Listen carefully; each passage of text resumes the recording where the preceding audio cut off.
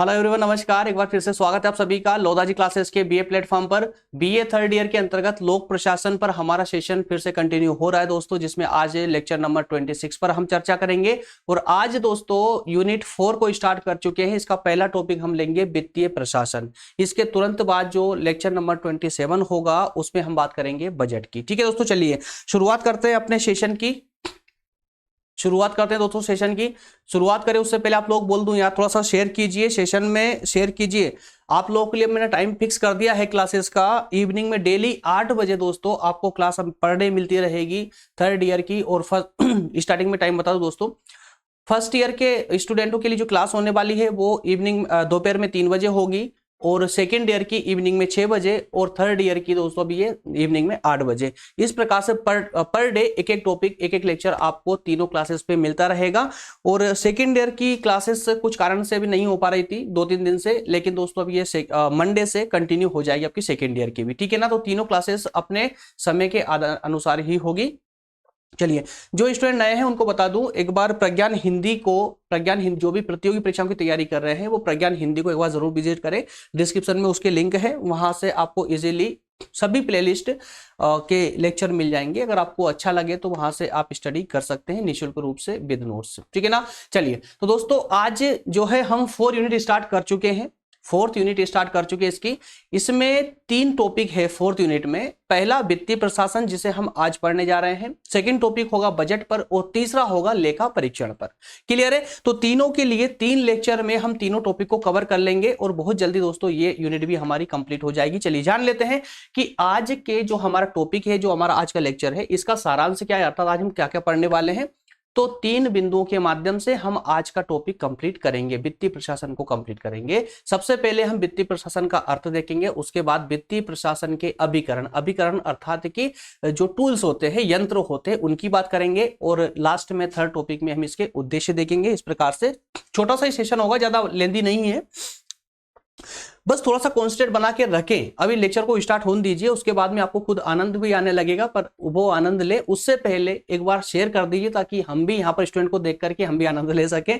थोड़ा क्वांटिटी ज्यादा होती है दोस्तों, तो एक मोटिवेशन हमें भी रहता है, तो एक जोश हमें भी रहता है पढ़ाने का। और फिर जब व्यक्ति पूरे मन से पढ़ाता है ना, तो उसे खुद नहीं पता कि वो क्या बोल रहा है, अंदर से कितनी सारी बातें निकलती है। कुछ ऐसे एग्जाम्पल निकल जाते हैं, ऐसी बातें निकलती है जिसका हमें खुद नहीं पता रहता। लेकिन कब रहता है दोस्तों, जब बहुत ज्यादा मोटिवेट रहते हैं है ना। तो थोड़ा सा शेयर भी करते रहें। चलिए, वित्तीय प्रशासन का अर्थ। सबसे पहले तो दोस्तों हम ये देख लेते हैं कि वित्तीय प्रशासन का अर्थ होता क्या है।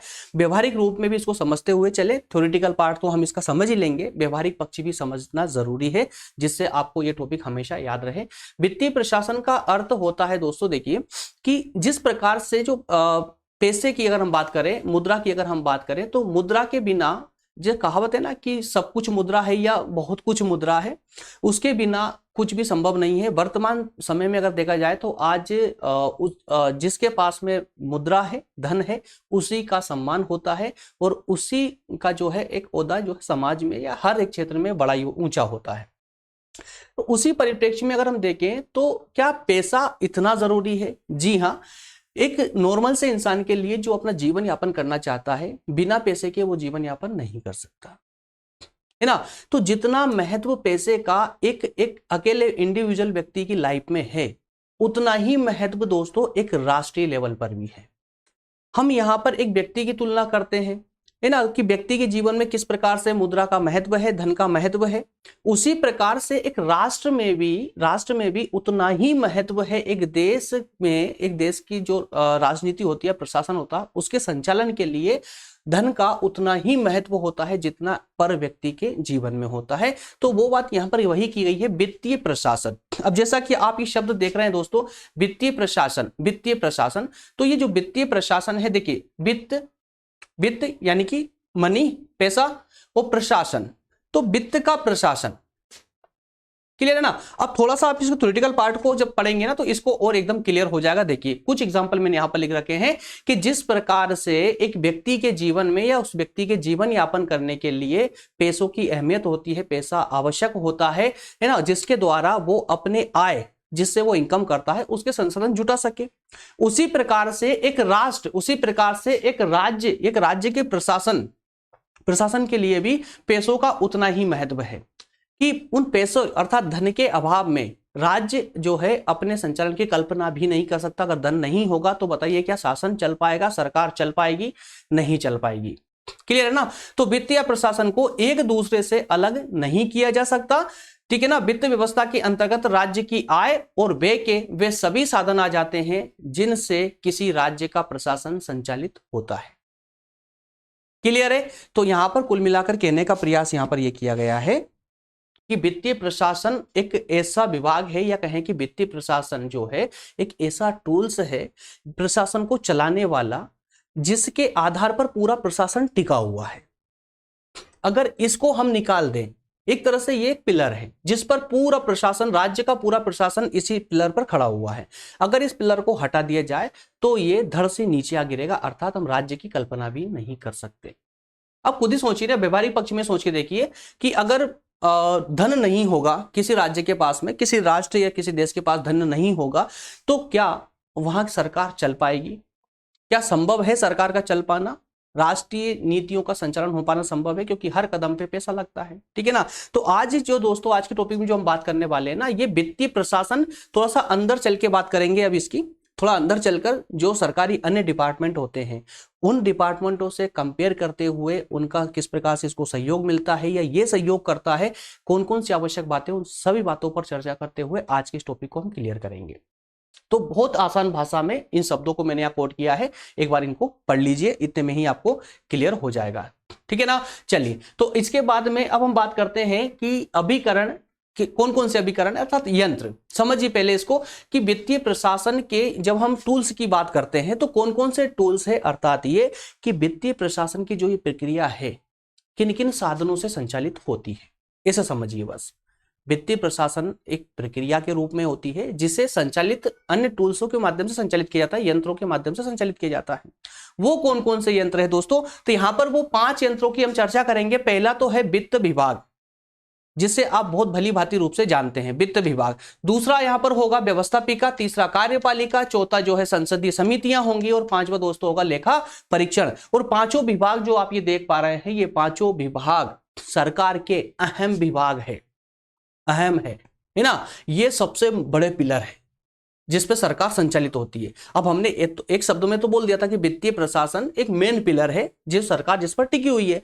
लेकिन दोस्तों वित्तीय, देखिए अब ये जितने पांचों विभाग जो वित्त या व्यवस्थापिका कार्य जो भी ये विभाग देख रहे हैं आप, ये सारे विभाग बताइए क्या धन के अभाव में ये संचालित हो सकते हैं? बिल्कुल उनकी कल्पना भी नहीं कर सकते, है ना। तो वित्त विभाग सबसे बड़ा रोल प्ले करता है वित्तीय संचालन का। वित्तीय प्रशासन के अंतर्गत वित्त विभाग जो है सबसे बड़ा रोल संचालित करता है, बहुत अहम है ये, अंदर चल के समझेंगे इसको अच्छे से। व्यवस्थापिका भाई मेन एक्टर कौन होता है यहाँ पर? व्यवस्थापिका ही होती है। पूरी गवर्नमेंट में एक जो मेन एक्टर की भूमिका निभाता है, मेन नायक की भूमिका निभाता है, वो कौन है? व्यवस्थापिका। उसके बाद में सपोर्टिंग एक्टर कौन होगा? कार्यपालिका। उसके बाद संसदीय समितियां, उसके अलावा लेखा परीक्षण। तो ये सारे जो पांचों डिपार्टमेंट आप देख रहे हैं, इनके माध्यम से जो वित्तीय प्रशासन है उसकी भूमिका निभाई जाती है, उसका कार्य किया जाता है। किस प्रकार से कौन किस प्रकार से कार्य करता है, अब ये समझिए। वित्तीय विभाग फाइनेंशियल डिपार्टमेंट। आपने ये तो सुना होगा कि हमारे देश में एक बजट पेश होता है, हर साल एक बजट पेश होता है, ये तो आपने सुना होगा, है ना। तो बजट पेश कौन करता है दोस्तों? कौन करता है? ये भी सुना होगा आपने कि हर साल एक वित्त मंत्री आता है संसद में और वो बजट पेश करता है ना। तो वित्त मंत्री कौन होता है? इसी वित्त विभाग का अध्यक्ष होता है वित्त मंत्री। इसी के द्वारा जो है बजट पेश किया जाता है। इसके अलावा ये इतना इंपॉर्टेंट विभाग है दोस्तों वित्त विभाग कि सरकार के जितने भी विभाग है, किसी भी विभाग को अगर पैसों की आवश्यकता होती है तो वो इसी वित्त विभाग से ही मांगते हैं, इसी से सिफारिश करते हैं, है ना। फिर ये डिसाइड करता है कि देना है या नहीं देना है। ठीक है ना। अन्य विभागों के सपोर्ट से सिर्फ स्वयं फैसला नहीं लेती है, अन्य विभागों की सहायता से ये डिसाइड कर पाती है कि देना है या नहीं देना है, और देना है तो कितना देना है। ये सारी बातें इसके अंतर्गत की जाती है। इसलिए कहा जाता है दोस्तों कि ये बहुत इंपॉर्टेंट रोल प्ले करता है वित्त के अंतर्गत, वित्तीय प्रशासन के अंतर्गत, है ना। और एक प्रकार से हम इसको ये भी बोल सकते हैं कि जो ये वित्त विभाग है, ये दोस्तों सभी विभागों में केंद्र की भूमिका निभाता है। मतलब ये कि वित्त विभाग, अब खुद सोच के देखिए, जितने भी विभाग हैं उनको तो अधिकार नहीं दिया गया है पैसे की लेन देन करने का, है ना, बल्कि पैसे के सिर्फ लेन देन का, कितना आ रहा है कितना जा रहा है, ये सारी चीजें जो कौन रखेगा, वित्त विभाग रखेगा। तो ये वित्त विभाग को ये सारे राइट है। तो धन इससे निकलेगा तो इसकी परमिशन आवश्यक है ना। अगर धन निकलता है तो वित्त विभाग की परमिशन आवश्यक है। तो उस परमिशन को देना या ना देना इस पर डिसाइड करता है, इस पर डिपेंड करता है। ठीक है, हालांकि कंप्लीट डिपेंड नहीं करता, लेकिन डिपेंड करता है। आखिरी लास्ट साइन इसी के होते हैं। तो अब ये सोचिए कि जो अन्य विभाग है, क्या वो बिना वित्त के संचालित हो पाएंगे? नहीं हो पाएंगे। तो सारे विभागों के वित्त की आवश्यकताओं की पूर्ति इसी वित्त विभाग के माध्यम से की जाती है। इसीलिए इसे कहा गया कि ये एक धुरी की भूमिका अन्य विभागों के साथ में एक धुरी की भूमिका निभाता है। एक मिनट पेन लेते हैं। अन्य विभागों के साथ में एक धुरी की भूमिका निभाता है, धुरी की भूमिका निभाता है। क्लियर है ना? अर्थात केंद्र की भूमिका निभाता है। सभी विभाग इसी विभाग से धन प्राप्त करने का आग्रह करते, जैसा मैं आपको बता चुका हूं। ये विभाग ही हर साल बजट प्रस्तुत करता है, हर साल बजट प्रस्तुत करता है। इसके अलावा वित्त मंत्री उस बजट को संसद में प्रस्तुत करते हैं। जब बजट बन जाता है तो बजट को पेश कौन करता है संसद में? भाई वित्त मंत्री, और वो इसी विभाग के तो अध्यक्ष होते हैं, वित्त मंत्री। क्लियर है? इसके अलावा सरकारी आय व्यय का जो निरीक्षण करने का कार्य होता है दोस्तों, ये भी इसी के माध्यम से ही, इसके द्वारा ही किया जाता है, वित्त विभाग के द्वारा ही किया जाता है। क्लियर है? चलिए अगला है दोस्तों व्यवस्थापिका। अब चूंकि देखिए इसको ऐसा समझते चले यार कि एक राजनीति, एक शासन के अंतर्गत, मान लीजिए किसी भी देश की सरकारी शासन के प्रशासन के अंतर्गत कुछ वैसे तो देखिए प्रशासन क्या, संसद, और संसद में कौन कौन होते हैं दोस्तों? राष्ट्रपति। संसद के जो अंग होते हैं सरकारी कौन कौन होते हैं? राष्ट्रपति है, व्यवस्थापिका है, कार्यपालिका है, यही सब होते हैं ना।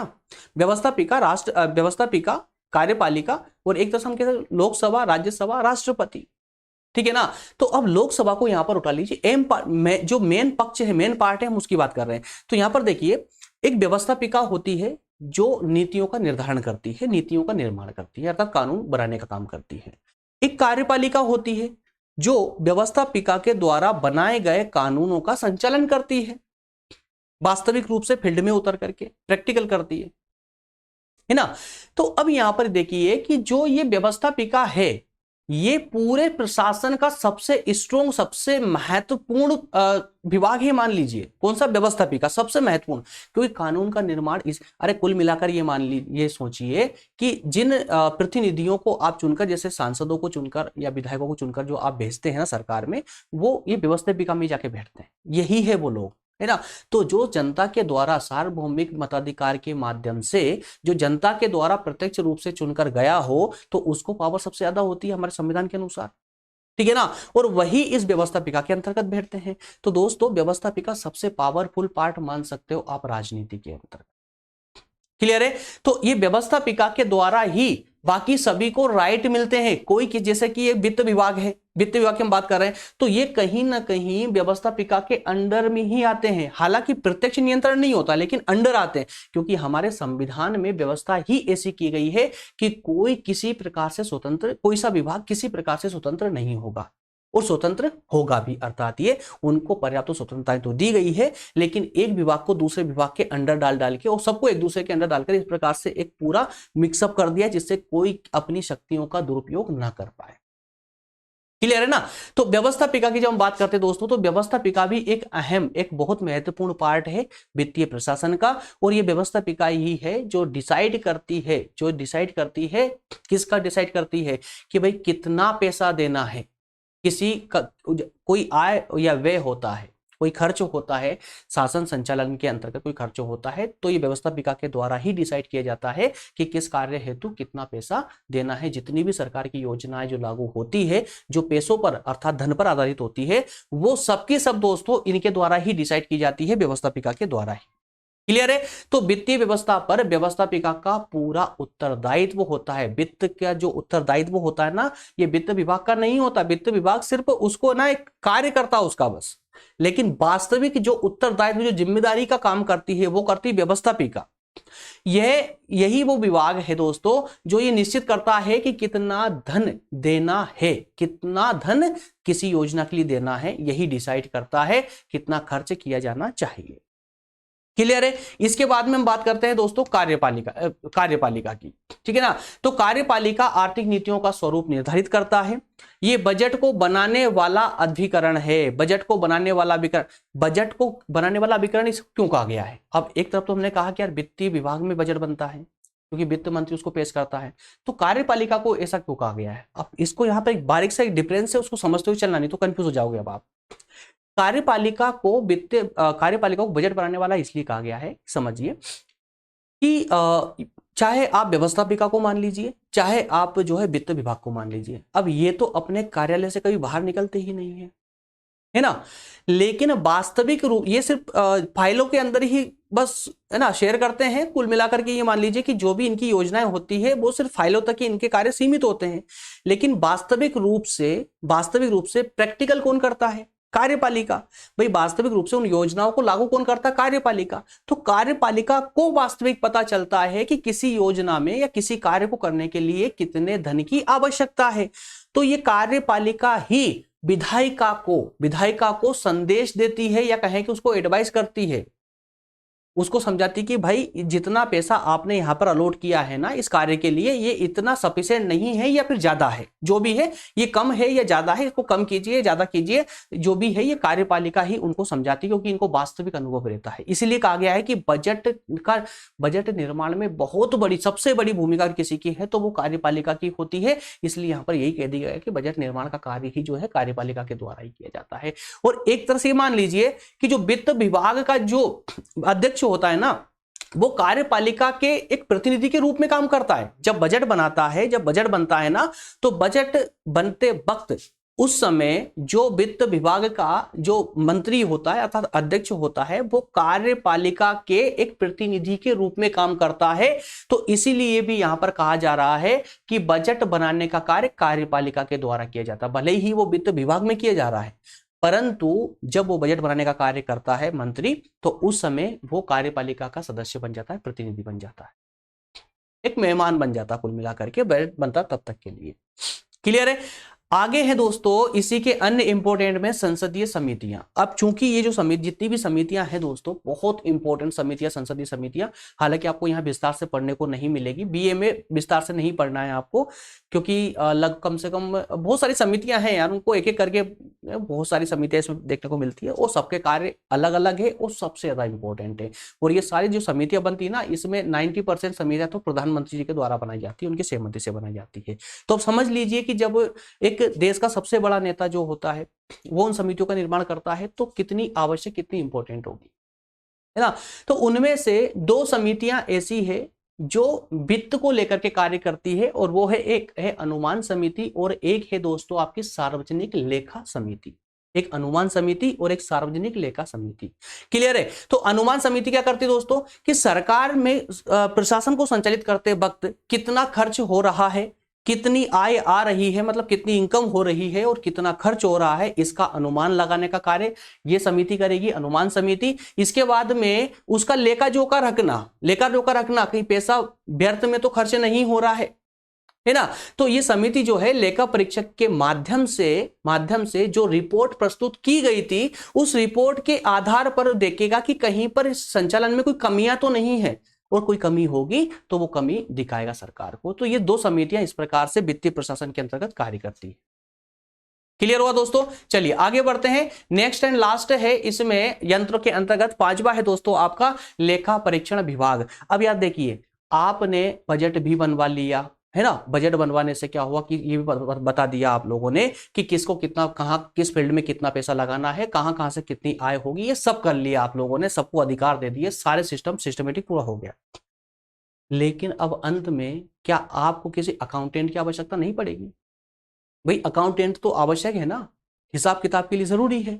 तो वो हिसाब किताब कौन करेगा? वो हिसाब किताब भाई साहब, ये भाई साहब करेंगे। कौन? लेखा परीक्षण विभाग करेंगे, है ना। इसी में तो होता है, कौन होता है? महालेखा परीक्षक। महालेखा परीक्षक सबसे बड़ा अकाउंटेंट यही है भाई साहब। कौन? महालेखा परीक्षक सबसे बड़ा अकाउंटेंट है दोस्तों, पूरे देश का सबसे बड़ा अकाउंटेंट जो होते हैं महोदय, कौन होते हैं? महालेखा परीक्षक ही होते हैं, ठीक है ना। तो सरकार के आय व्यय की जांच करने का दायित्व इनका ही होता है। इसके अलावा लेखा परीक्षण विभाग इसी को कहा जाता है जो सरकार की आय और व्यय का हिसाब किताब रखे। यह विभाग ही दोस्तों आय व्यय की वैधता की जांच करता है कि जो खर्च हो रहा है ये सही है या गलत है, जो इनकम हो रही है वो क्या सही माध्यमों से, सही सोर्सों से इनकम हो रही है, या फिर ये जो सोर्स है वो अनुचित है, गलत है ना। इसके अलावा इस आधार पर प्रस्तुत रिपोर्ट के कार्य को लेखा परीक्षण कहते हैं और इस अभिकरण के सर्वोच्च अधिकारी को महालेखा परीक्षक कहा जाता है। ये कार्यपालिका के प्रत्यक्ष नियंत्रण से हमेशा बाहर रहते हैं। अब देखिए यहाँ पर जो लेखा परीक्षक है ना, ये किसी के नियंत्रण में नहीं रहेगा दोस्तों। देखिए जैसा मैंने अभी आपको बताया था कि संविधान ने इतनी प्यारी व्यवस्था की हुई है संविधान के अंतर्गत हर एक विभाग को लेकर के, कि कोई इतना भी किसी से प्रतिबंधित नहीं रहेगा, अर्थात किसी के दबाव में नहीं रहेगा कि वो अपना कार्य स्वतंत्रता पूर्वक ना कर पाए। लेकिन कोई इतना भी आजाद नहीं रहेगा, स्वतंत्र नहीं रहेगा कि वो अपने मनमानी, अपने मन के अनुसार कार्य करे। स्वेच्छाचारिता नहीं चलेगी। तो इतनी अच्छी सेटिंग की गई है यहाँ पे संविधान में। तो जो महालेखा परीक्षक साहब है ना, ये जो है एक तरह से कह सकते हैं जैसे हमारे सुप्रीम कोर्ट के न्यायाधीश होते हैं, सुप्रीम कोर्ट पूरी तरह से कार्यपालिका विधायिका से स्वतंत्र है, उसी प्रकार से महालेखा परीक्षक भी स्वतंत्र। क्यों? क्योंकि भाई मेन जो लेन देन है, जो हिसाब किताब इनके हाथ में होता है। और ये हिसाब किताब गड़बड़ कौन करता है यार? आप और हम जैसे आम लोग तो करते नहीं है, बल्कि कौन करता है? वहीं पर बैठने वाले उच्च अधिकारी, नेता लोग, है ना। वो नेता लोग जाते काय के लिए संसद में? इसलिए तो जाते ताकि कुछ घोटाला कर पाए। तो वो घोटाला इसी कारण से कहा गया है संविधान में भी कि महालेखा परीक्षक इनके किसी के प्रत्यक्ष नियंत्रण में नहीं रहेगा, अप्रत्यक्ष नियंत्रण में रहेगा। अप्रत्यक्ष नियंत्रण अर्थात ये कि उनको भी एक व्यवस्था दे रखी है कि अगर महालेखा परीक्षक सही से कार्य नहीं करेगा तो उसको हटाने के लिए एक पूरी प्रक्रिया है, उस प्रक्रिया को अपनाना पड़ेगा। उस प्रक्रिया के माध्यम के उस प्रक्रिया को पूरा करने के लिए कार्यपालिका से होते हुए आपको जो है लोकसभा से होते हुए आपको राज्यसभा भी जाना पड़ेगा, सुप्रीम कोर्ट भी जाना पड़ेगा। तो आपको ये इस प्रकार की कुछ जो है प्रोसेस कंप्लीट करनी पड़ेगी, तब कहीं जाकर के ये महालेखा परीक्षक को हटाया जा सकता। अर्थात ये इसका अर्थ ये हुआ कि किसी एक व्यक्ति के माध्यम से या किसी राजनीतिक पार्टी के माध्यम से इस व्यक्ति को हटाया नहीं जा सकता, है ना। इतनी स्वतंत्रता है। और ऐसे पद पे अगर बिठाया है किसी को तो उनको स्वतंत्र होना जरूरी भी है, आवश्यक भी है। क्लियर है ना। तो इस प्रकार से दोस्तों हमने देखिए अभी तक वित्तीय प्रशासन के एक अर्थ को समझा, जो कि बहुत ही आसान शब्दों में था, बहुत ही आसान शब्दों में। इसके बाद में कुछ उपकरण देखे, उनके हमने यंत्र देखे, है ना, टूल्स देखे हैं कि इनके किन किन के माध्यम से वित्तीय प्रशासन संचालित होता है। जो वित्त का प्रशासन है, जो वित्त की व्यवस्था होती है प्रशासन के अंदर, किस किस के माध्यम से की जाती है। तो ये 5 विभाग हमने इसके अंतर्गत देखे हैं। अब एक छोटा सा पार्ट और बच जाता है महत्व वाला, कि वित्तीय प्रशासन का शासन के अंतर्गत महत्व क्यों, उस पर वो थोड़ी सी चर्चा कर लेते हैं, जिससे कि हमारा कंप्लीट ही ये पार्ट पूरा कंप्लीट हो जाएगा। वित्तीय प्रशासन वाला छोटा सा टॉपिक था, कोई विशेष लेंदी नहीं। क्लियर है। चलिए, पहला है बजट को क्रियान्वित करना। बजट को क्रियान्वित करना, अब यार देखिए ना, इसका उद्देश्य क्यों है? मतलब ये कि हमारे शासन के अंतर्गत वित्त की ये प्रायोगिकता क्यों है, प्रासंगिकता इतनी क्यों मिली हुई है इसको? इस कारण से भाई कि बजट को क्रियान्वित किया जा सकता है क्या बिना वित्त के? नहीं किया जाता। तो वित्तीय प्रशासन के द्वारा ही जो है दोस्तों बजट को क्रियान्वित, बजट अब बना तो लोगे, अरबों खरबों का आपने बजट बना लिया, ट्रिलियन, हजारों ट्रिलियन कर लिया आपने, है ना। इस पूरे ब्रह्मांड की सबसे अमीर देश की सबसे बड़ा बजट बना लिया आप लोगों ने, लेकिन पैसा तो है नहीं है, संचालित कैसे करोगे, है ना। तो उसके लिए क्या करना होगा? उसके लिए क्या करना होगा? आपके पास में वित्त की व्यवस्था होनी आवश्यक है। जब वित्त की व्यवस्था होगी तभी तो आपका बजट आगे बढ़ेगा, काम करेगा एक्चुअल फील्ड में जाकर के, है ना। तो इसी के अलावा दोस्तों, इसके अलावा कार्यपालिका द्वारा हिसाब किताब रखना, कार्यपालिका के द्वारा हिसाब किताब करना। तो प्रत्येक सभी देशों की कार्यपालिका को वित्तीय प्रशासन की सफलता के लिए वित्त के आय और व्यय संबंधी विवरण को सही रूप में रखना आवश्यक होता है। लेखा परीक्षक का यही आधार होता है। तो कुल मिलाकर ये सब बोल सकते हो आप कि कार्यपालिका ही वो विभाग है जिसके माध्यम से इस पूरे वित्त का जो है लेखा जोखा रखा जाता है, या कहें कि इसका जो है इसकी जिम्मेदारी एक जवाबदारी होती है, इसकी वित्तीय प्रशासन के लिए इसकी विशेष जवाबदारी होती है, और इसको संचालित करने का जो प्रमुख कार्य होता है या हिसाब किताब रखने का जो प्रमुख कार्य होता है वो इसी के अंडर में आता है। क्लियर है ना? चलिए, इसलिए भी इसका एक अहम उद्देश्य हो जाता है। अगला बजट बनाना। तो भाई बजट बनाना अर्थात कि आय व्यय की आवश्यकता का अनुमान लगाना। कैसे लगेगा भाई? वित्त के माध्यम से ही लगेगा ना, वित्त के बिना तो सब कुछ संभव ही नहीं है। बजट की विधायी स्वीकृति, तो कौन देता बजट की विधायी स्वीकृति? तो दोस्तों यहाँ पर जो है व्यवस्थापिका, जो हमारा एक पार्ट है, हमारे प्रशासन का एक विभाग है व्यवस्थापिका, तो व्यवस्थापिका के द्वारा बजट की स्वीकृति दी जानी चाहिए। तो ये पूरी प्रोसेस होती है, ये पूरी प्रोसेस है ना। इस प्रोसेस का धनराशि की उचित सुरक्षा, भाई जो आय हो रही है एक राष्ट्र के पास में उसकी एक जो है व्यवस्थित रूप से, अगर देखिए वित्तीय प्रशासन अगर कंप्लीटली शासन करेगा, जो चारों पांचों जो टूल्स हमने डिस्कस किए थे, अगर वो अपने अपना कार्य करेंगे ठीक से, अगर वो होंगे, तो वास्तविक रूप से उस पूंजी को संभालना, भाई बजट को क्रियान्वित करना, है ना, कार्यपालिका जो उसका हिसाब किताब रखती है, बजट बनाना, उसका अनुमान लगाना, बजट की स्वीकृति प्राप्त करना किसके द्वारा होगी? भाई विधायिका को नहीं होगी तो स्वीकृति कौन देगा उसको? धनराशि की जो है उसकी सुरक्षा करना, जो भी आय हो रही है, एक राष्ट्रीय जो इनकम है उसकी सुरक्षा करना भी तो आवश्यक है ना। तो वित्त विभाग ये कार्य करेगा उसका। तो इस प्रकार से इसका उद्देश्य दोस्तों बहुत महत्वपूर्ण है। एकदम शॉर्ट में हमने समझने का प्रयास किया है, बहुत कम डाटा है आपका, ये इजीली आप इसका रिवीजन बार बार लगा सकते हैं, कोई प्रॉब्लम नहीं आएगी। तो जितना आपका मतलब वित्तीय प्रशासन को लेकर के जितनी आवश्यक बातें थी मैं आपको सब बता चुका हूं, सब समझा चुका हूं, है ना। इससे बाहर कुछ भी नहीं इस पूरे टॉपिक के अंदर, एक छोटा सा ही टॉपिक था। हाँ, लेकिन इसके बाद जो टॉपिक आने वाला है बजट, बजट में बड़ा आनंद आएगा, क्योंकि वो कम से कम 1 से 1.5 घंटे का ही कम से कम क्लास होने वाली है। वो बहुत लेंदी क्लास होगी, क्योंकि बजट को अगर बारीकी से समझना है तो बहुत सा लंबा टाइम देना पड़ेगा। और आपकी मर्जी है, अगर आप चाहें तो उसको शॉर्ट में भी समझ सकते हैं, आप चाहे तो उसको आधे घंटे में भी कंप्लीट कर लेंगे, है ना। ये दोनों प्रतिभाएं है हमारे पास में, आप चाहें तो आधे घंटे में भी उस पूरे टॉपिक को हम कंप्लीट करवा देंगे आप लोगों को, जैसे आपको उचित लगे। ठीक है, तो दोस्तों इस प्रकार से हमारा आज का ये वित्तीय प्रशासन टॉपिक होता है कंप्लीट। इसके बाद में आपको पता ही है, इसको पता ही है कि आप हम जो है बजट पर डिस्कस करने वाले लेक्चर नेक्स्ट में 27 में, ठीक है ना। यूनिट 4 के अंदर सेकंड टॉपिक जो हमारा बजट पर होने वाला है उसी की हम चर्चा करेंगे नेक्स्ट टॉपिक में, अगर कल क्लास होगी। चलिए दोस्तों, तो फिर मिलते हैं नेक्स्ट सेशन में। और जाएं उससे पहले फिर से बता दें आप लोगों को, टेलीग्राम जिन्होंने भी अभी तक ज्वाइन नहीं किया है यार दोस्त, कर उसको ज्वाइन कर कीजिए, थोड़ी पॉपुलेशन वहां पर भी बढ़ेगी, है ना, टेलीग्राम पर भी। तो थोड़ा सा वहां पर भी क्या होगा कि हमको भी लगेगा कि मैक्सिमम स्टूडेंट पढ़ रहे हैं, तो टाइम टू टाइम आपको क्लास देने का मन करता है, फिर सभी नोट्स प्रोवाइड करना, सभी क्लासेस शेड्यूल वाइज प्रोवाइड करना, और बहुत सारी चीजें होती है दोस्तों। अगर आप यहाँ टेलीग्राम पर आते हैं ना, तो उसमें जितनी भी हमारे क्लासेस के जितने भी नोटिफिकेशन होते हैं, जितनी आवश्यक बातें होती है, वो सारी यहीं पर ही शेयर की जाती है, इसलिए इसको इग्नोर ना करें आप लोग। चलिए मिलेंगे नेक्स्ट सेशन दोस्तों, धन्यवाद, थैंक यू।